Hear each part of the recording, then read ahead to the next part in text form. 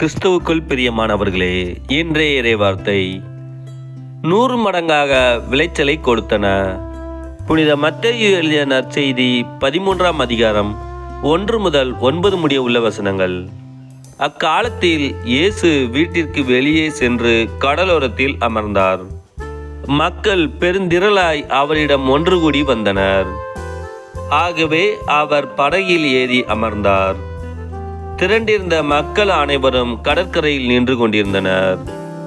அவர் உவமைகள் வாயிலாக பலவற்றை குறித்து அவர்களோடு பேசினார். விதைப்பவர் ஒருவர் விதைக்க சென்றார். அவர் விதைக்கும் பொழுது சில விதைகள் வழியோரம் விழுந்தன. பறவைகள் வந்து அவற்றை விழுங்கிவிட்டன. வேறு சில விதைகள் மிகுதியாக மண்ணில்லா பாறை பகுதிகளில் விழுந்தன.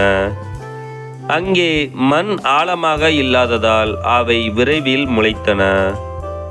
ஆனால் கதிரவன் மேலே எழ அவை காய்ந்து வேறில்லாமல் கருகி போயின. மற்றும் சில விதைகள் முட்செடிகளின் இடையே விழுந்தன. முட்செடிகள் வளர்ந்து அவற்றை நெருக்கிவிட்டன. ஆனால் இன்னும் சில விதைகள் நல்ல நிலத்தில் விழுந்தன. அவற்றுள் சில 100 மடங்காகவும், சில 60 மடங்காகவும், சில 30 மடங்காகவும் விளைச்சலை கொடுத்தன. கேட்கச் செவியுள்ளோர் கேட்கட்டும் என்றார்.